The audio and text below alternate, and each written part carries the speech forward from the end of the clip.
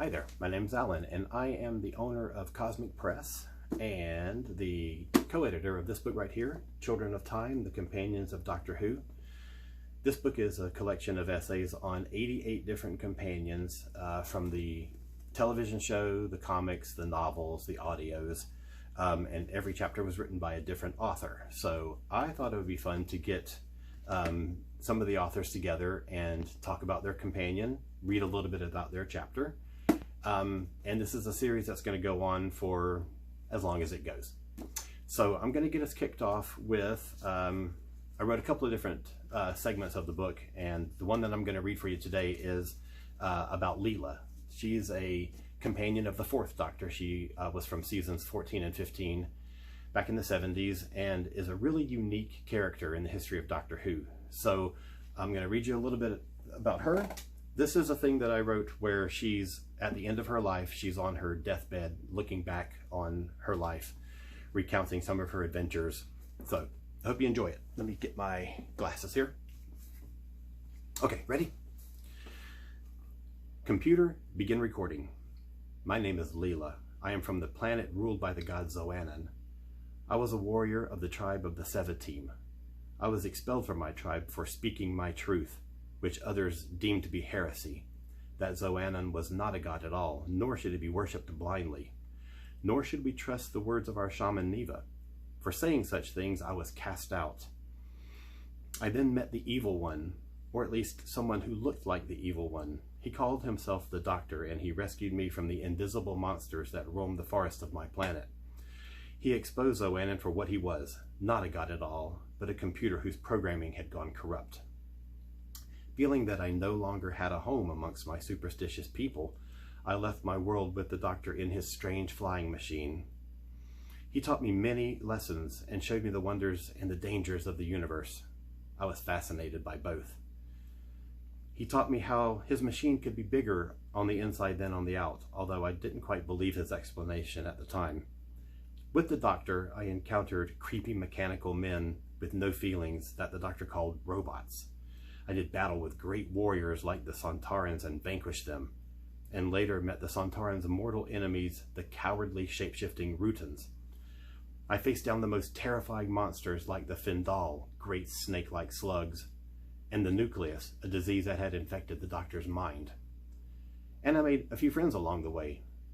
I stayed for a short time in the home of the delightful Professor Lightfoot, who fed me the most succulent meat and gave me a good knife.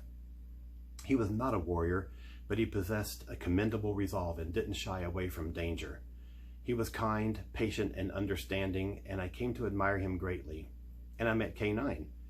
Traveling with the Doctor could be difficult at times with his unpredictable moods and behaviors, but K9 never lost patience with me and never gave me orders with no explanations. K9 became my best friend. He was a good dog.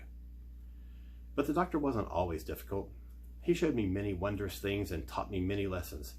He taught me about science. He showed me that there's no such thing as magic, that it's better to believe in reason and evidence. It took me a while to convince me, because I'd been raised to see the world in a certain way, but I came around and realized that the Doctor was right. Magic was just another superstition.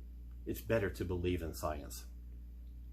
It was when I had met Professor Lightfoot that I had my most harrowing adventure with the Doctor.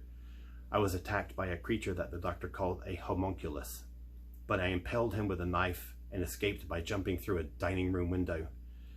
I was then kidnapped by a being called Magnus Greel, a foe that the Doctor said was from the future, who tried to drain my life force from me. I escaped into the sewer, but was hunted down by a giant rat, who tried to gnaw my leg off. Of all the perils that I faced during my travels with the Doctor, I never screamed. I always met danger with a brave face and a firm gaze. But I will admit, I may have screamed a little when the rat tried to eat me. I have no shame in that. I eventually parted company with the Doctor. We were on his home planet of Gallifrey, helping to thwart an invasion by a shadowy race called the Vardans. I met a man named Andred, a royal guard amongst his people. We didn't spend much time together, and I'll admit that I didn't get to know him too well, but there was something about him. Maybe it was that he didn't back down when I challenged him. The Doctor always called me a creature of instinct. My instinct told me to stay with Andred. I'm glad that I did. Life on Gallifrey has not been easy, but then I'm not cut out for an easy life. I became known to the Lord President Romana, another of the Doctor's former traveling companions. I became her bodyguard and advisor. I stood by her throughout the Gallifreyan Civil War and even into the Great Time War. Gallifrey became my home in a way that my original planet never was. I fit in here. I belonged here. I still miss my people sometimes and think often of my father Sol and my friend Tomas. But on Gallifrey, I have found a purpose. I have found a cause that I believe in and fight for. What more could a warrior ask for? But now I grow tired. My body is old and weak. I long to be free from this turmoil, to run again alongside my warrior brethren, to take the honorable fight to my enemies. But I can't. I'm too frail, ravaged by age. All I want to do is sleep. I know that my end grows near. I have had visions of my own death. I saw myself captive of the Zanai, and before my death I recounted stories of my life, as is tradition amongst my people. We do it to comfort loved ones, to remind them that death is not an end, but just the start of the next adventure. I do it now because I want to be remembered for who I was in life, as a proud warrior I once was, who fought good fights, protected innocent people, and saved those in danger. I feel darkness overtaking me. My time grows short. I can't stay awake much longer. I am Leela, daughter of Sol, warrior of the tribe of the Sevatim, companion of the Doctor, advisor to Lord President Romana, soldier of the Time War, defender of Gallifrey, and I always shall be. Computer, end recording. K9, did that recording save? Is it preserved? Affirmative, mistress.